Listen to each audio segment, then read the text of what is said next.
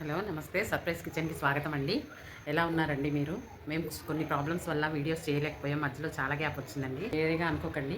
ఇప్పటి నుంచి మా వీడియోస్ రెగ్యులర్గా వస్తాయి. కొన్ని పర్సనల్ ప్రాబ్లమ్స్ వల్ల చేయలేకపోయాము.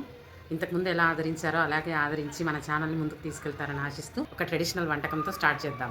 వంటకంలో సజ్జ వడలు చేసుకుందామండి. దానికి సజ్జపిండి, కొంచెం ఆనియన్, పచ్చిమిర్చి మన కారంకి తగినంత, అది జీలకర్ర వేసి పేస్ట్ చేసుకోవాలి. సొరకాయ తురుము మన ఇష్టం అండి, వేసుకుంటే వేసుకోవచ్చు లేకపోతే లేదు, ఆప్షనల్ అది. మేము తింటాం కాబట్టి వేసుకుంటున్నాం. కొంచెం సాల్ట్, వేడి నీళ్ళు, కొన్ని నీళ్ళు బాయిల్ చేసుకుని కలుపుకోవాలి. మేము మిక్సీ పట్టి కలిపేటప్పుడు చూపిస్తాం. ఇలా వాటర్ కొంచెం కొంచెంగా పోసుకుంటూ కలపాలండి. ఒకేసారి పోస్తే లూజ్ అవుతుంది. కలిపాక చూపిస్తానండి మీకు.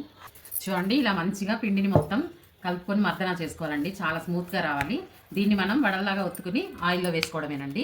ఇలా మనం సజ్జపిండి తీసుకుని చిన్న బాల్స్ వేసుకుని ఇలా వడలాగా ఒత్తుకోవాలి.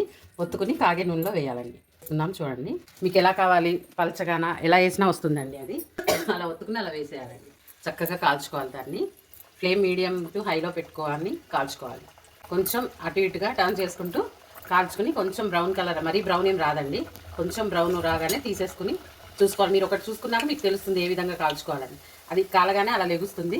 దాన్ని మనం టర్న్ చేసుకోవాలి. టర్న్ చేసుకొని రెండు వైపులా సమంగా కాల్చుకుని తీసుకోవాలి. 2-3 కూడా వేసుకోవచ్చండి కళాయిలో. సజ్జవడలు చాలా రుచిగా ఉంటాయండి. అట్ ది సేమ్ టైం చాలా హెల్తీ కూడా. దీన్ని మనం రొట్టెలా కూడా చేసుకొని తినచ్చు. దీంతో బూరెలు చేసుకోవచ్చు. మేము ముందు అన్నీ చూపిస్తామండి మా ఛానల్లో. ఇలా మనం ఆయిల్లో వేసుకుని ఈ రంగు వచ్చే వరకు వేయించుకుని తీసేసుకోవడమేనండి. ఎంతో సులభంగా చేసుకోవచ్చు. ఆరోగ్యానికి కూడా ఎంతో మంచిది. మంచి హెల్తీ ఫుడ్ అండి.